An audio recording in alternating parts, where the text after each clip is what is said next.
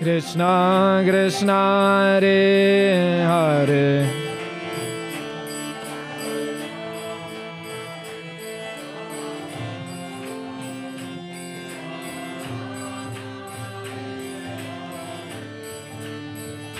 Hare Krishna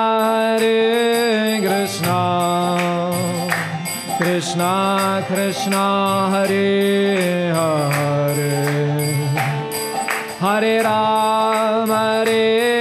Rama Rama Rama Hare Hare Krishna Krishna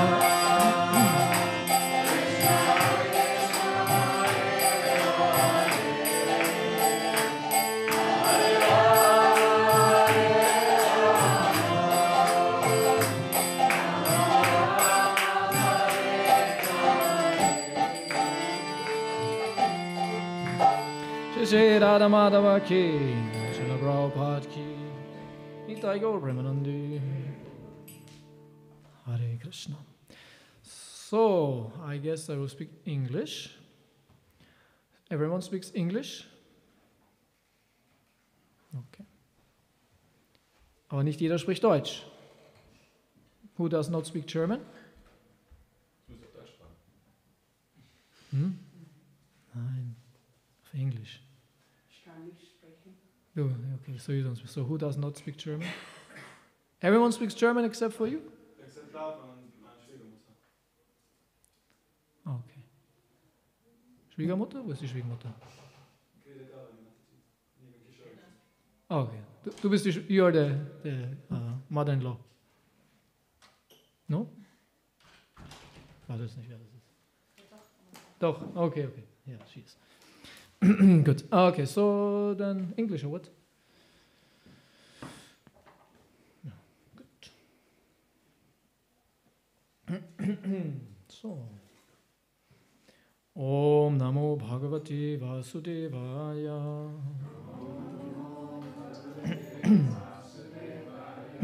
Om Namo Bhagavate Vasudevaya.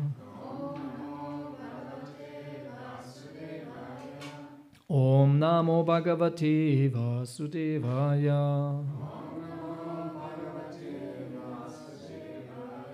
So we are reading from the Śrīmad-Bhāgavatam, Canto 4, Chapter 20, verse 35. Devarshi Pitri Gandharva. Devarshi Pitri Gandharva. Siddhacharana Panagaha. Siddhacharana Panagaha. Kinnarapsara Somartya. Kinnarapsara Somartya. Kagabhutanya Nekashaha. Kagabhutanya Nekashaha. Devarshi Pitri Gandharva. Siddhacharana Panagaha. Kinnarapsara Somartya. Kagabhutanya Nekashaha. Okay. Devarshi Pitri Gandharva. Siddhacharana Panagaha. Siddhacharana Panagaha.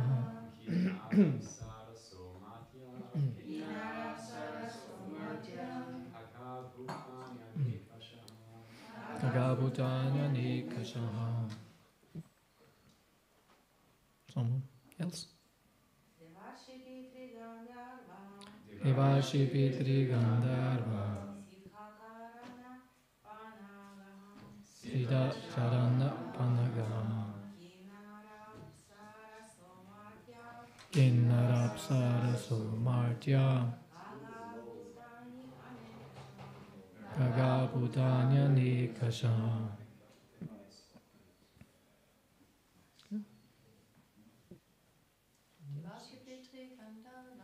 Devarshi Pitri Gandharva Siddhacharana Panagana Kinarapsara Somartya Gagabhutanya Deva. Before that, there's verse 36. Yagyeshvara Dhyaragya Vagvitanjali Bhaktitaha Sabachita Yayu Sarve Vaikunthanugadastata. Okay, I'll go directly to the translation. So many words in this word for its translation. So, King Prithu worshipped the demigods, the great sages, the inhabitants of Pitri Loka, the inhabitants of Gandharva Loka, and those of Siddha Loka, Charana Loka, Panaga Loka, Kinnara Loka, Apsaro Loka, the earthly planets and the planets of the birds. He also worshipped many other living entities who presented themselves in the sacrificial arena. With folded hands he worshipped all these as well as the Supreme Personality of Godhead and the personal associates of the Lord, by offering sweet words and as much wealth as possible. After this function, they all went back to their respective abodes, following in the footsteps of Lord Vishnu. Okay, before I read the purport, let's look at the verse. So Prithu Maharaj worshipped all different kinds of living entities who were assembled in this sacrificial arena, because in this sacrificial arena there was a yagya performed for Vishnu, and all these these representatives of all kinds of living entities from the universe participated. And now that the yagya is done, they all go home. Let's say like this. Just go home now. This is about the leaving of all these personalities. And this is now a list of all these different kinds of living entities, beginning with the Deva Rishi. Deva Rishi. So,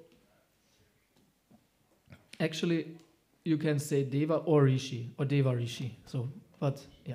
So, two different ones. So, Devas, of course, the demigods, who are always participating in the yagya, and the Rishis. Rishi means like sage, sages, very powerful personalities. They live in very high realms in the universe, way above actually the Devas. The Rishis are actually more powerful in one sense than the Devas. You have Svarga Loka, and above this Chanaloka, Mahaloka, Tapaloka, and then Brahma Loka.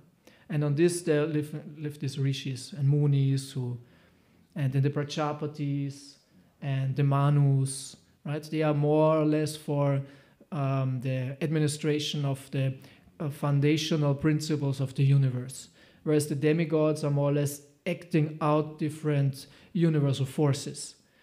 But they are more on a kind of higher meta platform of the universe, so to say.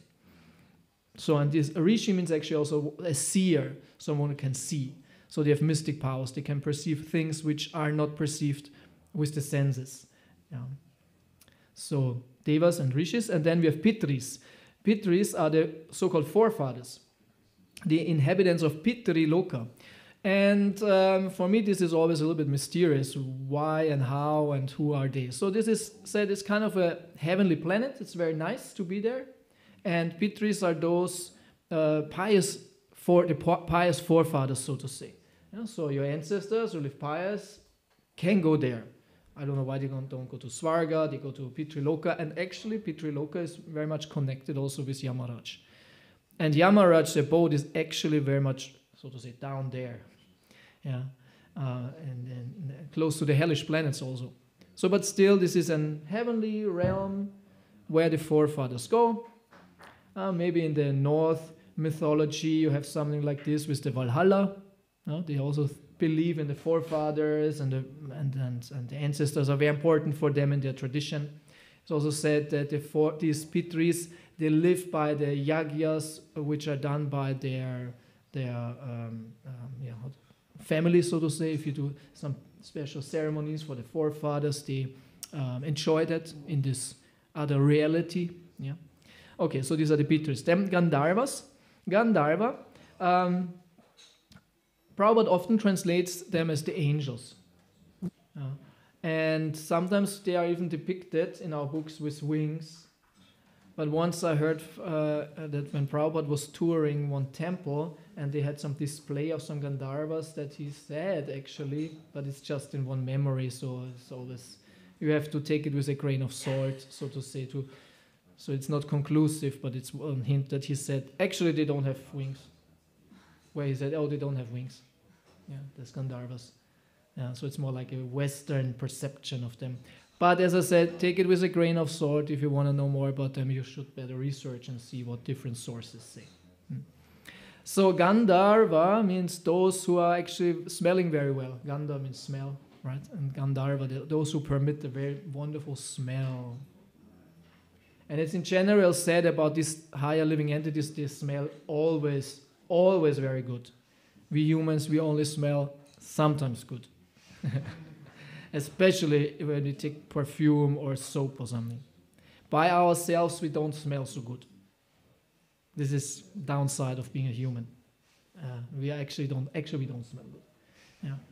And I heard one anecdote, maybe you can confirm that, or that when Abhimanyu died, actually it's very fitting to this, when Abhimanyu died, Arjuna was very much grieving and was very sad, of course. It was the son of Arjuna. And then, in order to detach him a bit from his sorrow, Krishna took him to the higher planets where he was, but in an invisible form. So, and there was then Abhimanyu in a heavenly form or something, maybe Gandharva or something. And he said to his associates, it smells so bad here, what's going on? Because Arjuna came from the human realm and he was not seen, and he just smelled him, and then Arjuna became detached from Abhimanyu. Saying, okay. Some or other this helped. Yeah, but it said they are smelling really, really good by themselves. They don't need perfume and all that. They are distinct by their smell. It's not just their look, We are very distinct and individual by our looks. But they have all their individual smells. Beautiful smell. Right?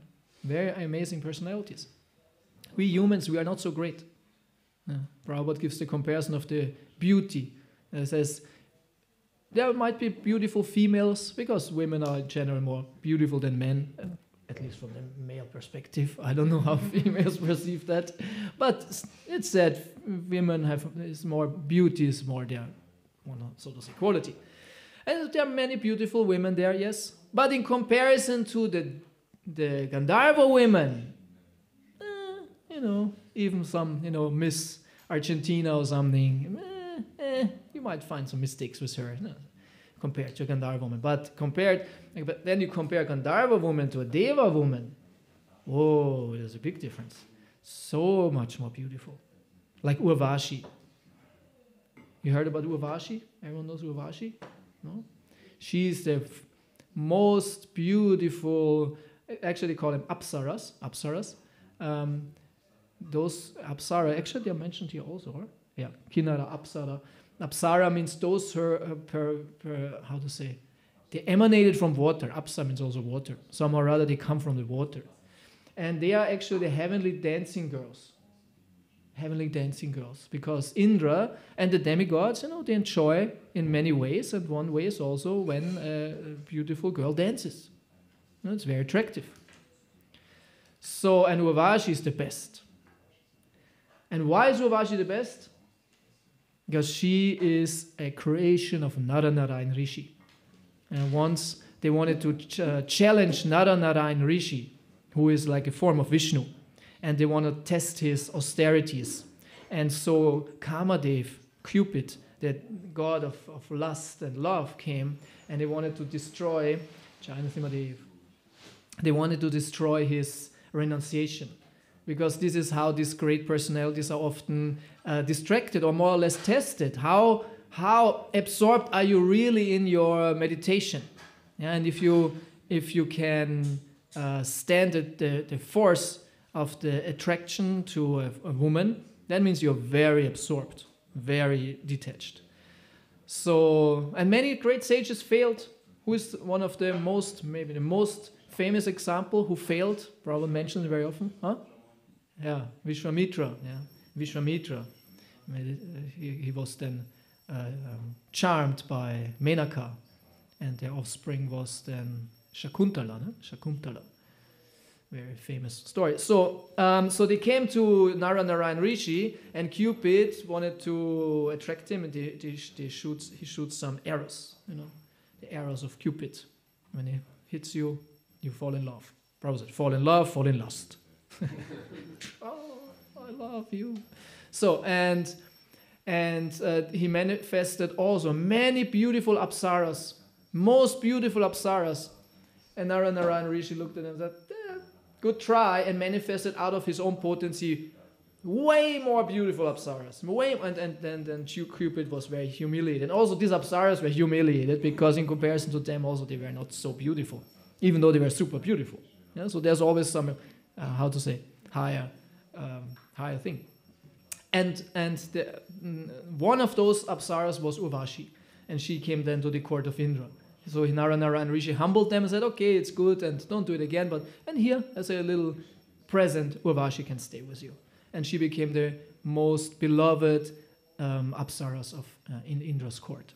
And she's very famous and very, very beautiful. And there are many stories about her, but this would be a little bit other direction now. Very interesting personality. So anyway, so the Deva girls, more beautiful, and then higher than that, Prabhupada says, then there are the Lakshmi Devi, and the goddesses of fortune, way more beautiful, also already spiritual. But then you have the queens of Dwarka, Krishna's personal queens, who are more beautiful. And then you have the gopis, who are not too top, they are superior to all of the other forms. And out of all these gopis, Srimati Radharani is the best, most beautiful. Krishna's personal, Ladini Shakti, potency.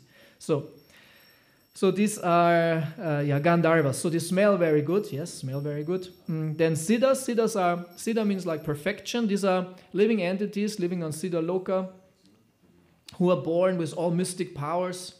It said everyone there has all the mystic powers. And these are all higher realities where they enjoy life. It's very wonderful to live there. It's not like on earth.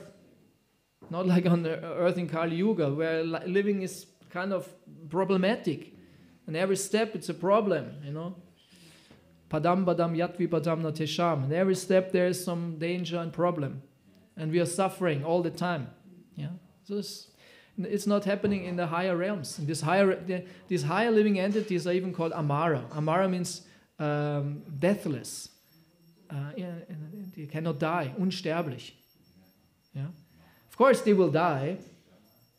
Everyone will die, but their death is not compared to our death. Their death it's not so painful. It's more a natural, step out or in another realm. We are dying in very horrible, painful ways. Yeah? So, and they live very long and all that. So then the Charanas are also different living demigods kind of beings. Then the Panagas. Panaga, these are serpents. Panaga or Nagas. They live in the lower realities. These lower realities are underneath Bhumandala, and these are snakes. They're very powerful also. And these lower regions are not hellish. We should never mix this up. You have the higher realities, you have the middle reality, like earth, then you have lower reality, and then you have hellish. And these are two different. Lower and hellish are two different ones. These lower realities are even called Bila Svarga. Bila Svarga. And Svarga means heavens.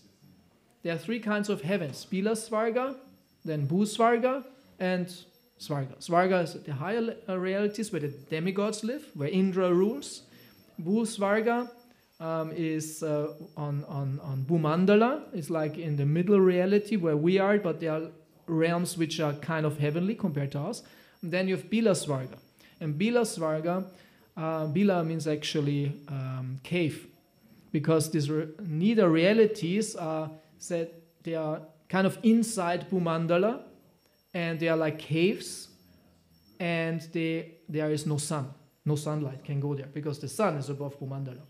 And they have special technology how to have light it said these nagas, there are different kinds of nagas, they have crystals and jewels on their head and can shine light with that, and so they have light.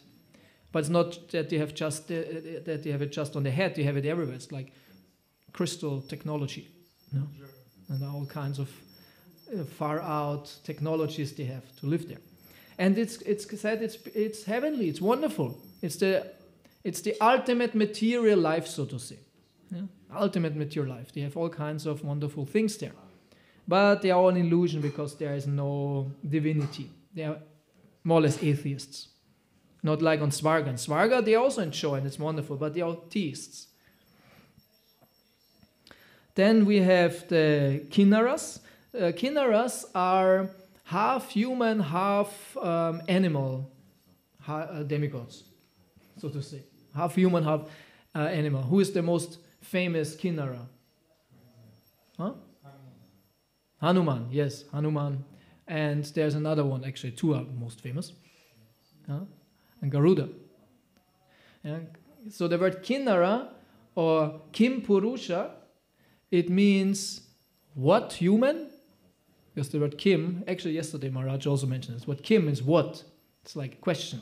And Purusha or Kinnara, Nara means human. Because you don't, is this a human? You know, is it an animal, human? What is it? You know, Hanuman, Garuda. So there are all kinds of different forms of half man, half animal. So these Kinnaras. Then we have the Apsaras, we spoke about them, these dancing girls, and Martya. Who are Martya? Martya are the dying ones, the Sterblichen, yeah, the humans, yeah, because we are dying very quickly and often. Yeah. Then you have Kaga. Kaga means birds. Ka means actually the ether, right? There's another word, Ka or Kam. It's a word for ether. And Ga means going. Those who go through the ether or go to the sky. Those who can fly. So these are the birds. And then Bhutani means all other living entities. Bhuta means, living entities. So these were there in this arena. And Prithu Maharaj said goodbye to all of them. He offered prayers and he spoke respectful words and he wished them well, and he was a very good host, so to say, because he hosted this whole yajna. Okay, so purport. In modern so-called scientific society, the idea is very prevalent that there is no life on other planets, but that only on this earth do living entities with intelligence and scientific knowledge exist. The Vedic literatures, however, do not accept this foolish theory. Foolish theory. Or I would call it foolish theory to think humans or life is only on earth. According to the Vedas, there's life everywhere. Of course, we cannot perceive it. That's a bit of a problem. But yeah, it's everywhere in all kinds of different dimensions. The followers of Vedic wisdom are fully aware of various planets inhabited by varieties of living entities, such as the demigods, the sages, the Pitas, the Gandharvas, the Panagas, the Kinnaras, the Charanas, the Siddhas, and the Apsaras.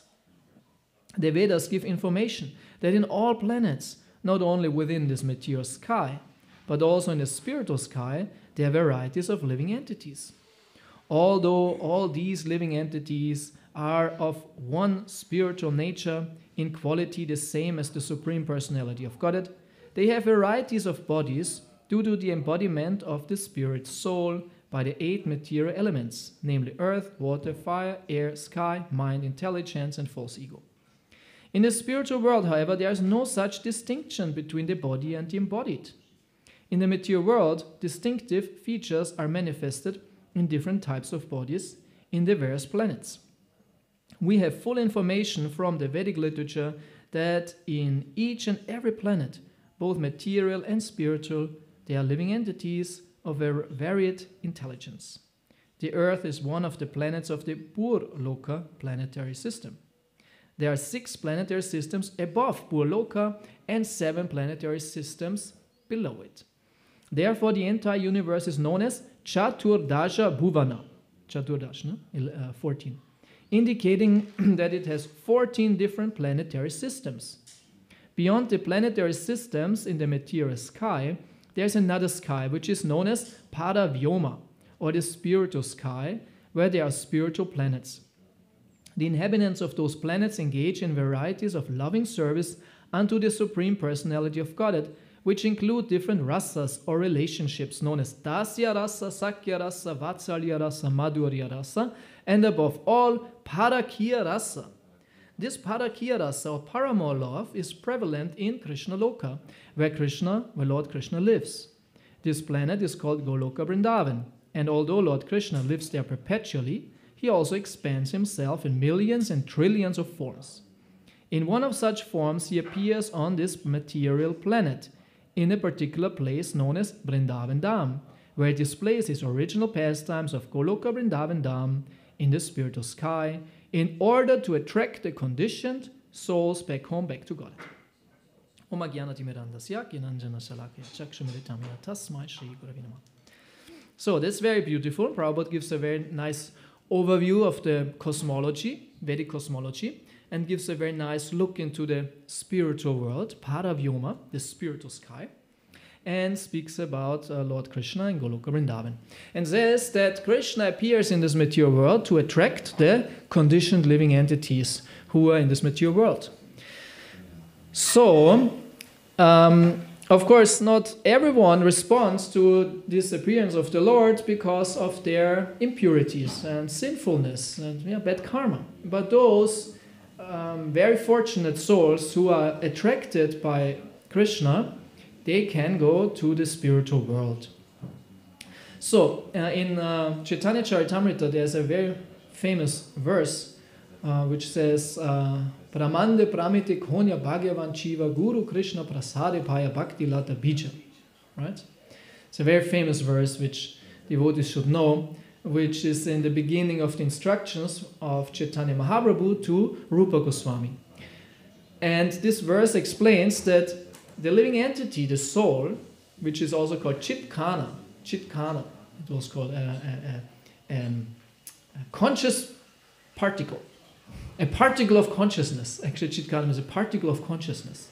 Yeah, the living entities are very, very small, 1/10,000th the tip of a hair in size, so we are super small, but we think we are very big. This is the problem. We are so small, but we think we are very big and special. So this Chitkana soul, Chiva, wanders throughout the whole universe, which is called Brahmanda, or here Prabhupada called Chaturdasha Bhuvana. We wander throughout the whole universe. And actually we have been all these living entities. You have been a Deva, Apsara, Gandharva, all that, Kinnara, Kimpurusha, we have been all that. And also animals and all kinds of existential experiences we made in this material world. So the living entity wanders throughout this universe, up, down, left, right, and actually completely lost. Yeah? Not knowing that, oh, I'm actually a spiritual being. I'm a soul. I'm not a deva, I'm not a human, I'm not a man or woman or a bird or fly or whatever. Yeah? So, and when such living entity has the good luck of Krishna, Guru Krishna Prasad. Guru Krishna Prasad, as in this verse said, means the mercy, Prasad. Prasad actually means mercy.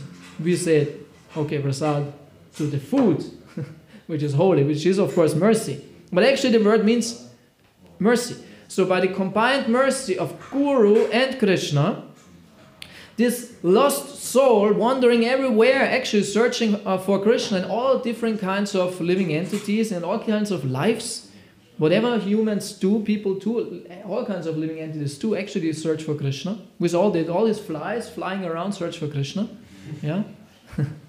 But mistake my head for Krishna. And there's a fly always on my head, always disturbing. Oh, there's Krishna, oh, I'm sitting, it's very nice. No, go away. Yeah, you are disturbing.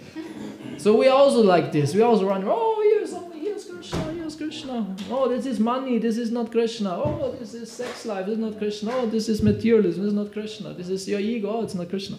We're always searching, right, for Krishna in all kinds of wrong things. Yeah? And every time we get slapped by Maya, like we slapped these flies. So we're like flies, flying everywhere around and getting slapped, kicked by Maya, suffering. So, but when such a soul has this incredible good fortune of getting the mercy of Krishna through the spiritual master or through a devotee in general, yeah, devotee is like a spiritual master, then this soul gets something what is called an Bhakti Lata Bija. Who except for our Kush knows what means Bhakti Lata Bija, and except for Supalos. They know everything. Sorry, what's the question? What means Bhakti Lata Bija? Creeper or devotion? Creeper? Seed. Yeah, the seed of devotional service. Bija means seed. Right? Bhakti means devotional service. Bhakti Lata. Lata is a plant. Right? A creeper, they call it creeper. Like a plant which... Actually there was one like fairy tale, huh? Wasn't it? With the beans, and this creeper was growing up to some cloud world or something?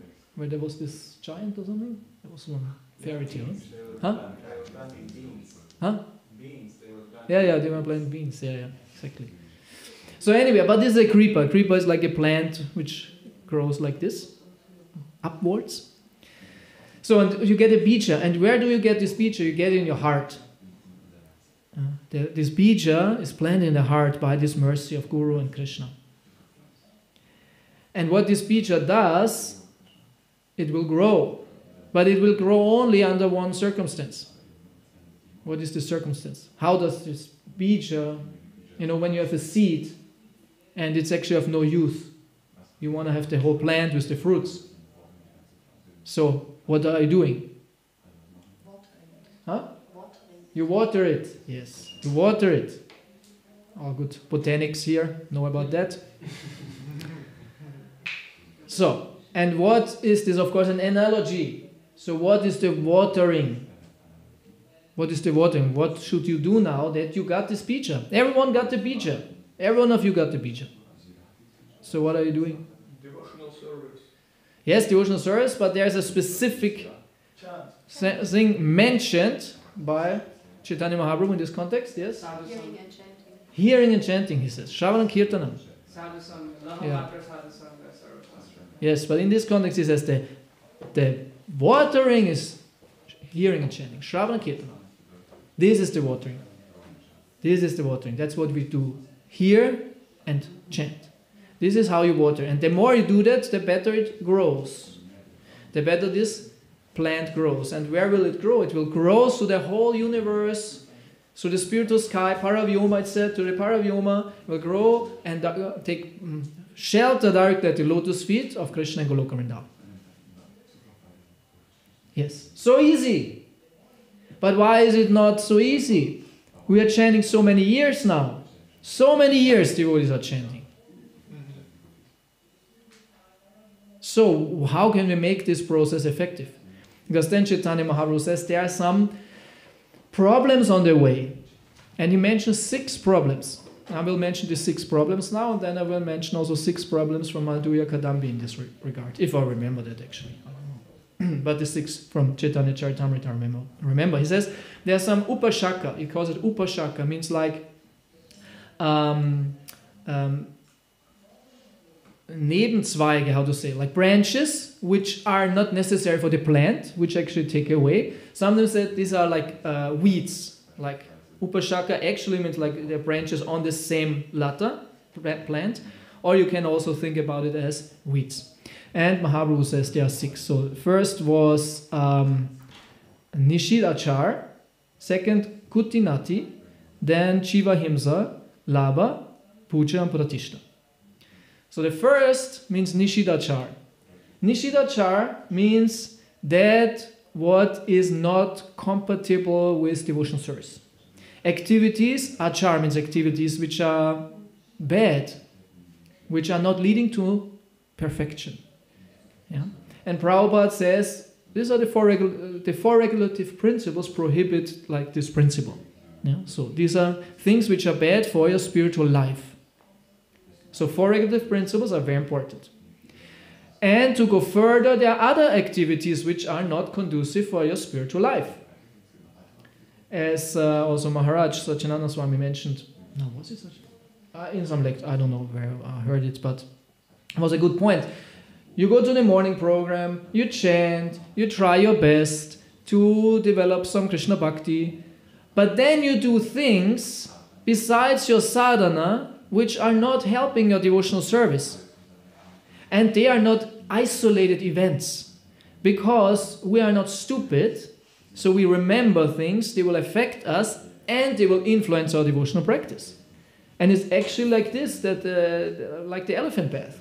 This is what we do when we are not trying to avoid any activity which is not conducive to devotional service. The elephant bath, he bathes very nicely. Oh, now I'm so clean. He goes out, and the first thing he does is throws garbage on himself or dirt, right? And this is really problematic, especially nowadays age of the gateway to the world. Everyone has a gateway to the whole world. And the world is in Maya. So what do you expect? And we are all affected by that. Some more, some less. But be honest, everyone is affected by it. Yeah? Everyone is affected by it. Some more, some less. Some way more. Use too much time for looking through this gateway to the world and watch what's going on.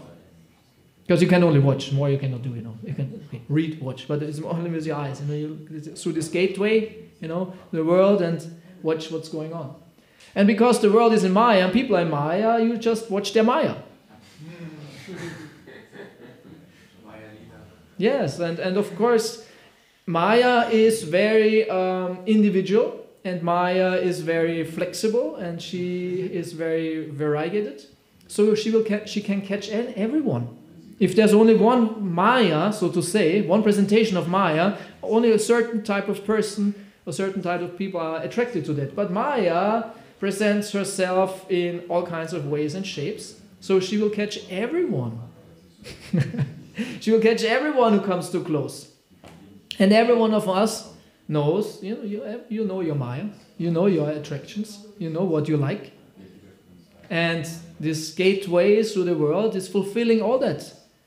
You can see everything you want to see or know, you can know. It's amazing.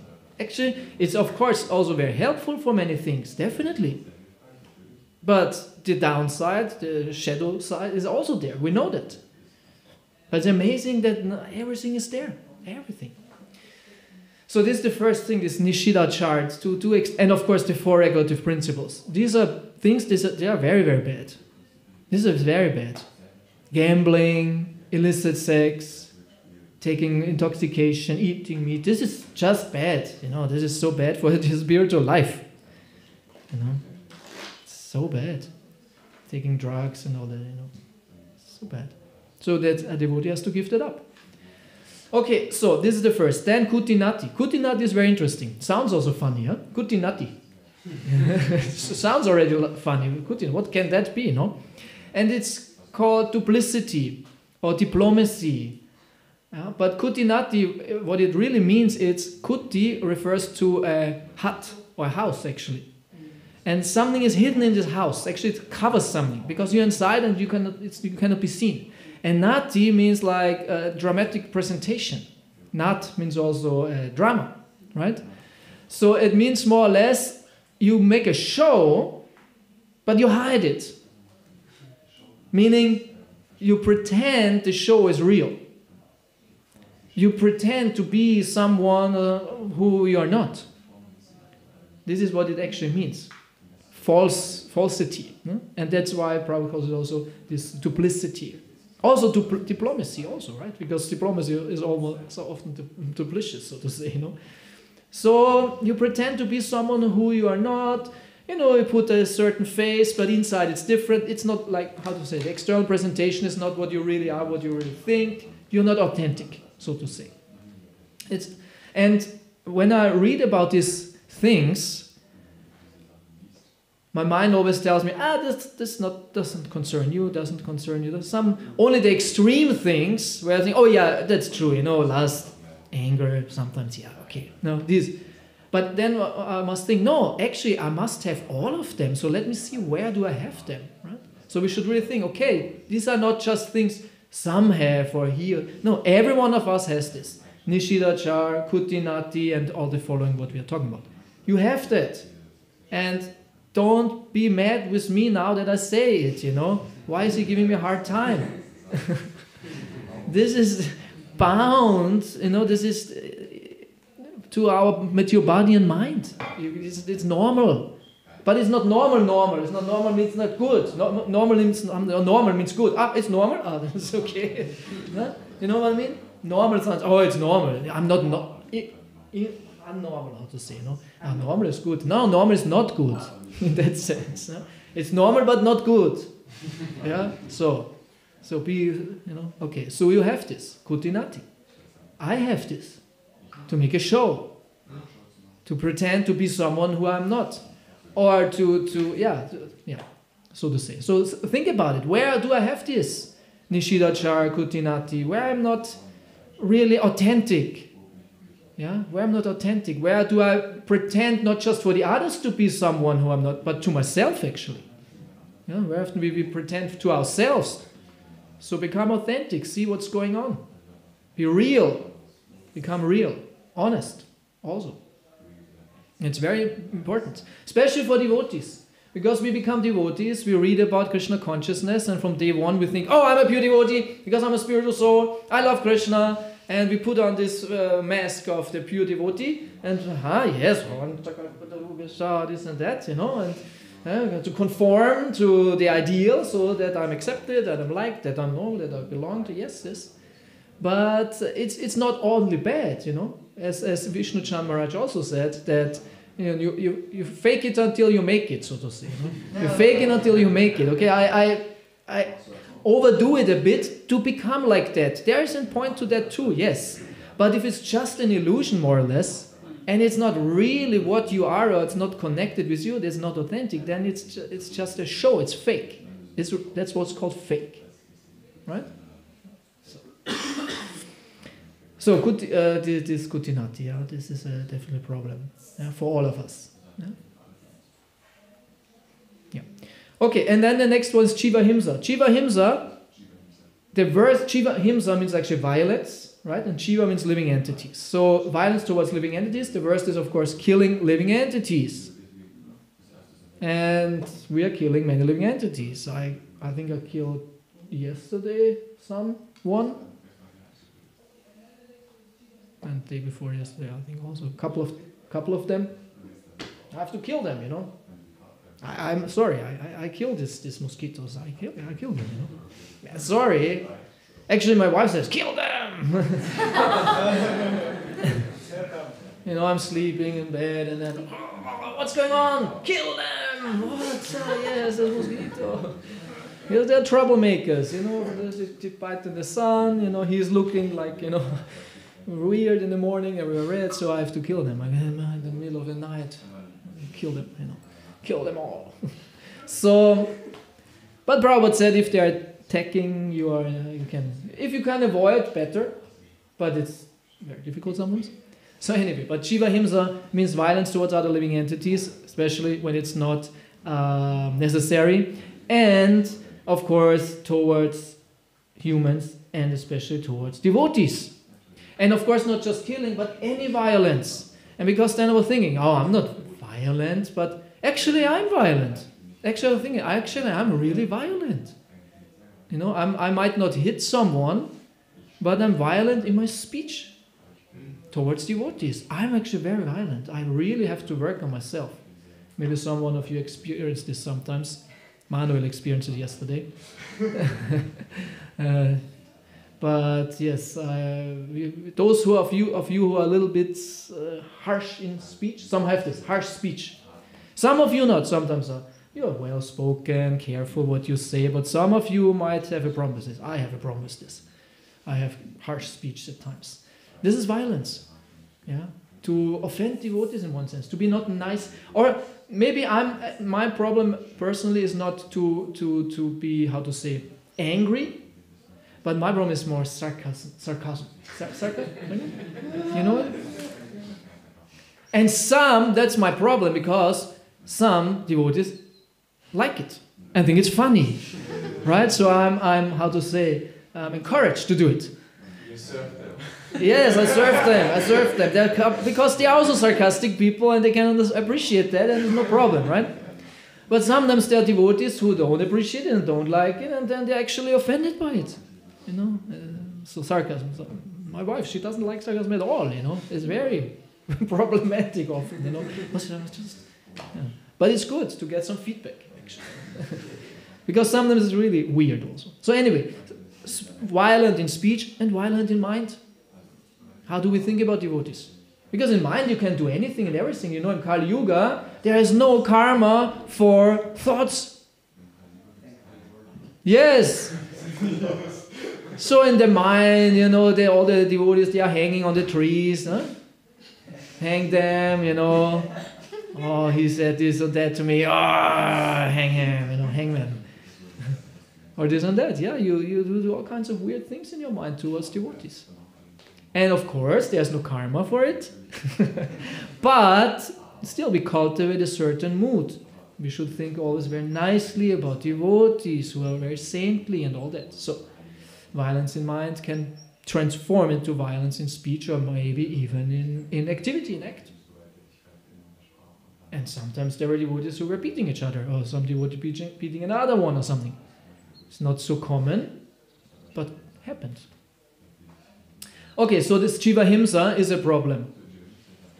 And then you have Labha, Puja, Pratishta. Labha means, you know this word Labha means also attaining, getting. So Labha, also Lobha, greed. Labha means you want things from devotional service. You want things from devotional service.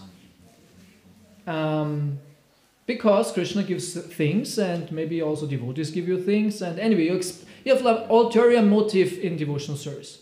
Yeah, you go to Mangalarti and all that to expect some nice payment.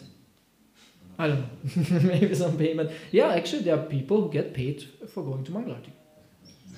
Yeah, they are called gurus. The guru gets payment. He's expected to go to Mangalarti, he's expected to give a class, he's expected to do this and that.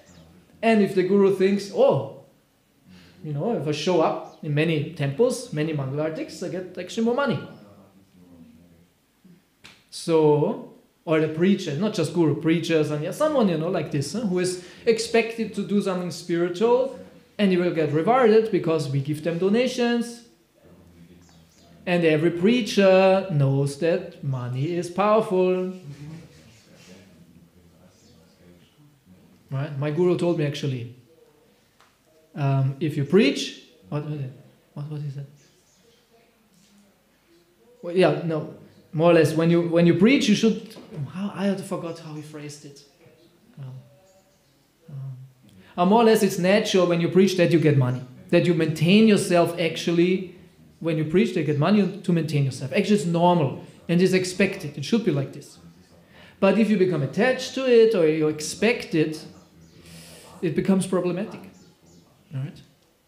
And every preacher or sannyasi or guru, these thoughts cross your mind and you have to purify yourself from this. Right? So Labha, or the guest room, the special guest room, get this and that. Yeah. So, and then it becomes more subtle. Puja. Puja means worship. Yes. Wie hieß der Punkt davor gerade Labha. L-A-B-H. And then puja. Puja means worship. You expect some worship. And everyone does that. Everyone expects worship. Yeah. When you are, you're in a group with devotees and you are half a year senior to them, and then a bhakta will take out the flame from the Simadev, you expect to get it first. And if not, you are quite unhappy. How dare you? Don't you know who I am? Don't you know that I joined half a year before all these bhaktas? Small bhaktas. Yeah, small timer bhaktas. Yeah. And of course, it's our mind, you know. Of course, then you will say, oh my God, what am I thinking? But yeah, the mind thinks like this. Mind expects puja. And then more worship, more worship, more respect, better treatment, the more advanced you become, right? The more it should be recognized, some worship should be there and all that. Yeah, so puja.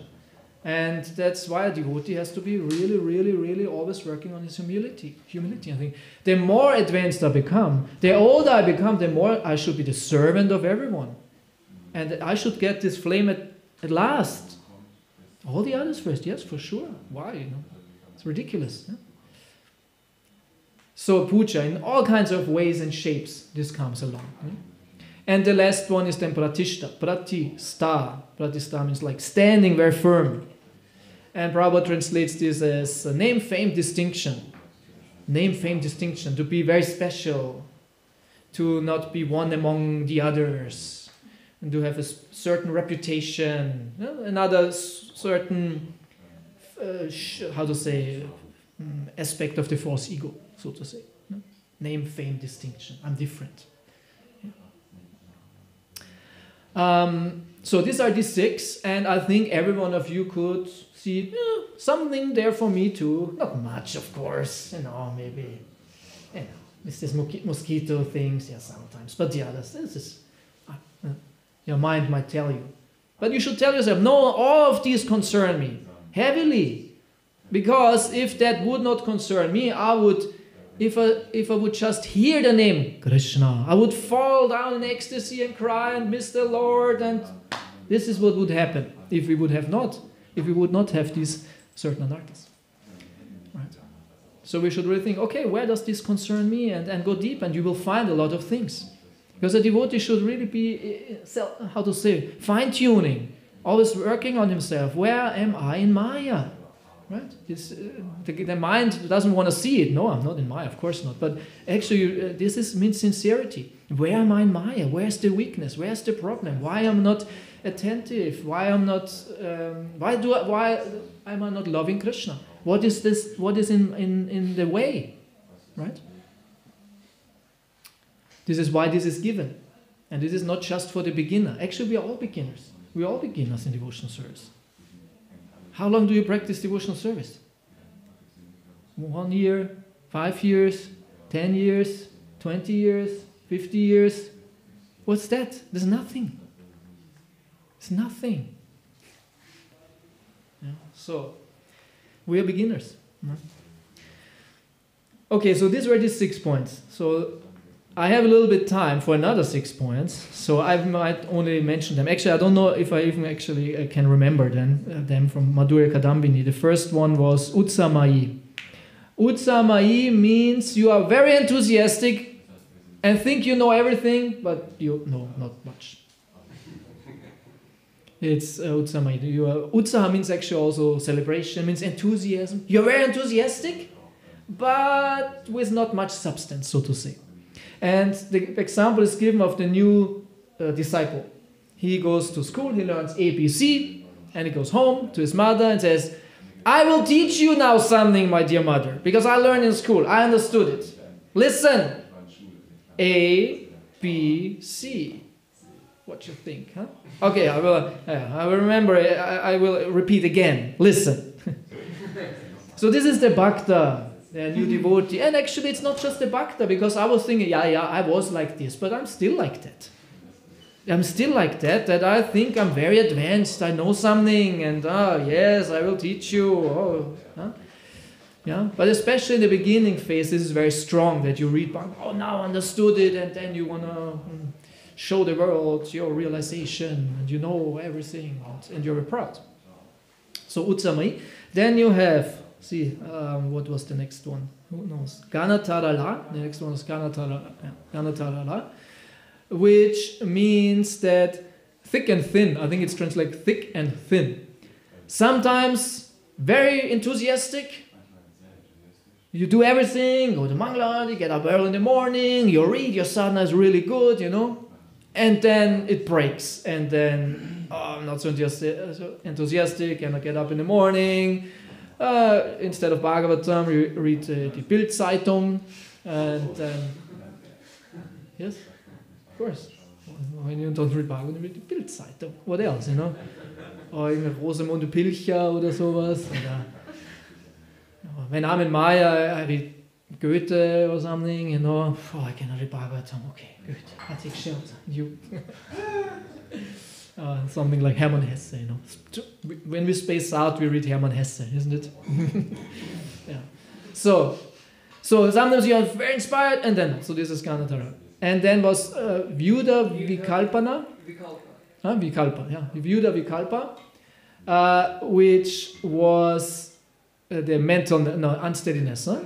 Yeah. When you are not determined, you have no determination. And in this Madhurya Kadambini, the example is given of someone who thinks, now I will become a renunciant. I will give up this family life. I will live very austere and only chant the holy name. Or maybe I should be in family life and be a very dutiful householder and raise the children and go the secure path towards Krishna. But the other one is more better to be renounced, and maybe I should be now a brahmachari and stay brahmachari. But maybe Grihastha life is not so bad after all, and he goes back and forth. Yeah, this not being determined, not clear, not determined. So this was the third. Then what is the fourth? Vishaya Sangara. Vishaya Sangara. Yeah, Vishaya Sangara means the fight with the senses. The fight with the senses. You want to be renounced, you want to be in devotional service, but your senses are too strong. Your eyes want to see all kinds of things, your tongue wants to taste all kinds of things. Very difficult to only eat prasadam. You go to the supermarket and now comes my Waterloo. You say Waterloo, right? Big weakness, huh? My Waterloo. You go durch die Süßwarenabteilung. Oh no, Milka. Oh nein, Knobbers. Oh, Katjes. Oh. Tempted. Oh. Aber da steht vegan drauf. It's written vegan. No. I can take. My Sheila likes that. Sheila likes that. Oh, look at this big Milka. I was so tempted. Yesterday I was in the market. I saw this big Milka and it looks so good, with this open thing and caramel dripping out of it and the walnuts inside. And you look at this and my God, you are so beautiful. I want you. I want to eat you. But there was one thing which stopped me from it. 4,99. I thought, you crazy demons, I will not support this system. 4.99. This is a ripoff. So that renunciation. I'm a great Tyagi. I will not do it. Maya, I with my X-ray anti-Maya vision, I saw through the whole thing. Hare Krishna.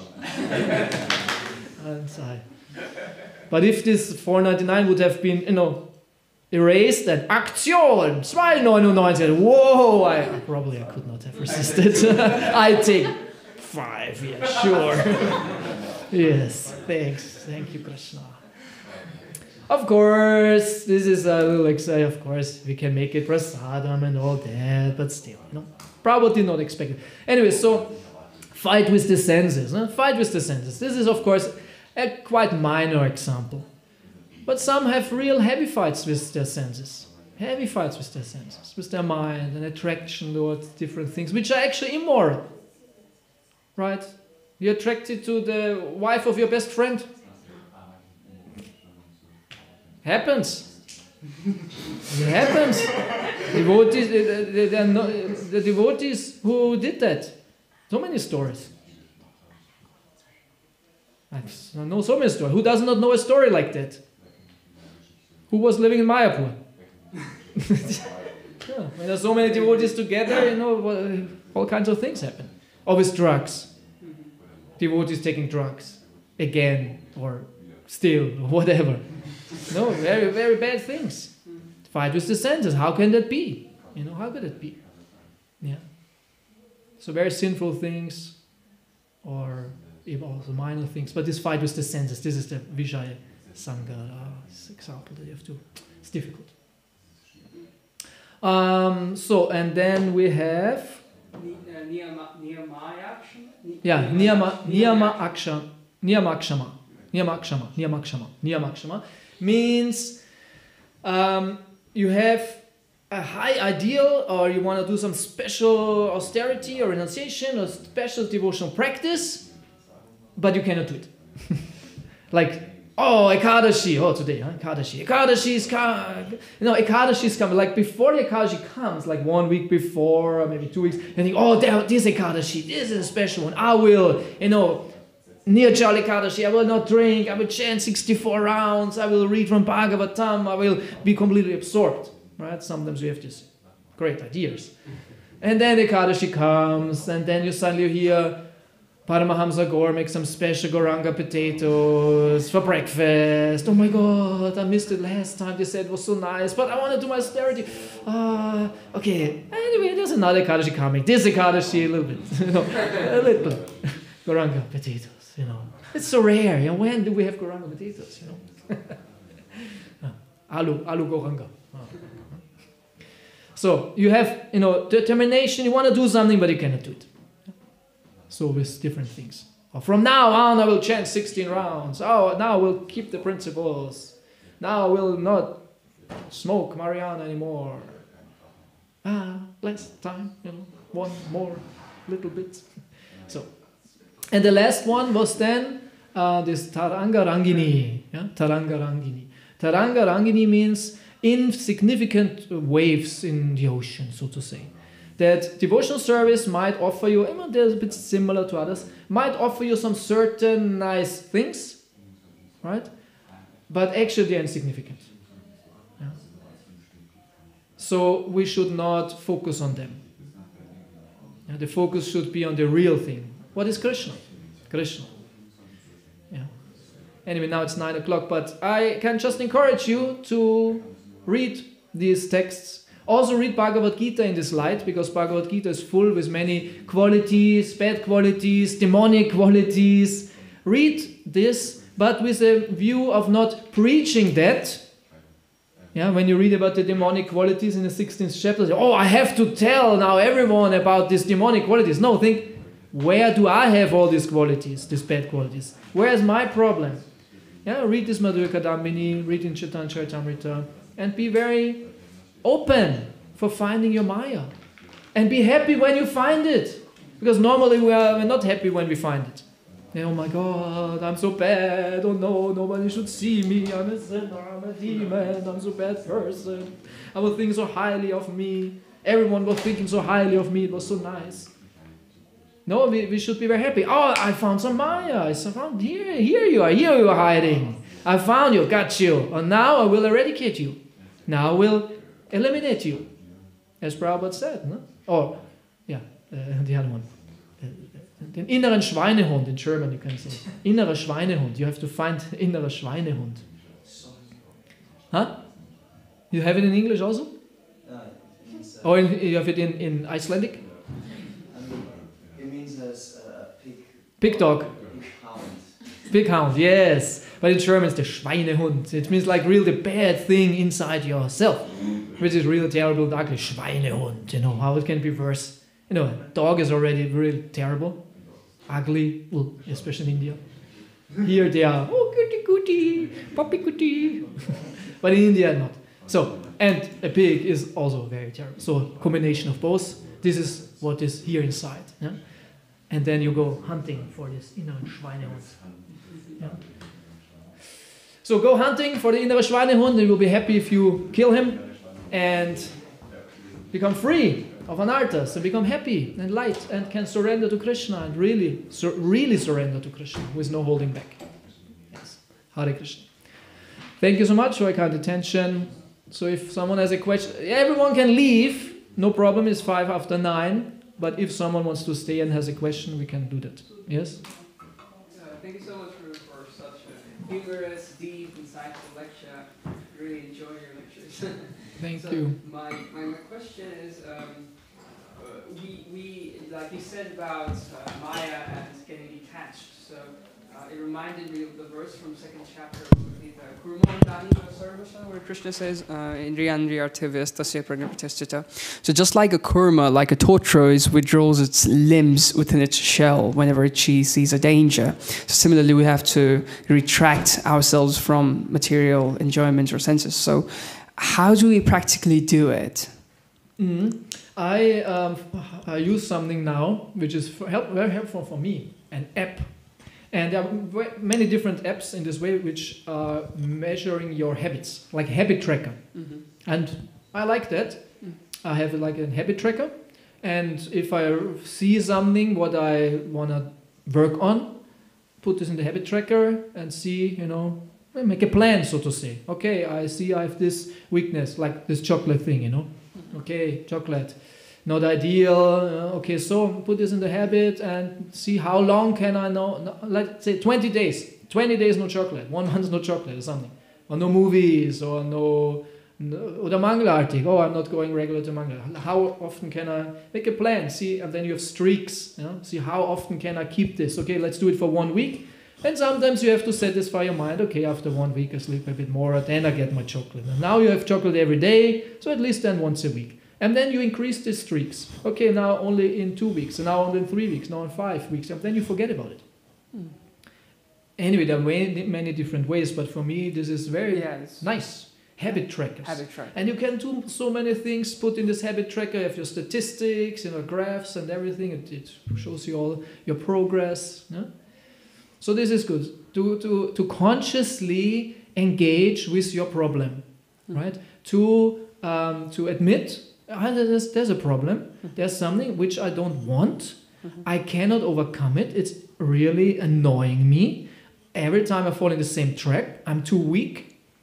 And I really want to do this now. Of course, devotees whom you can ask for help, who might give some good advice, or went through a similar thing, right? And it's very variegated, so many different things.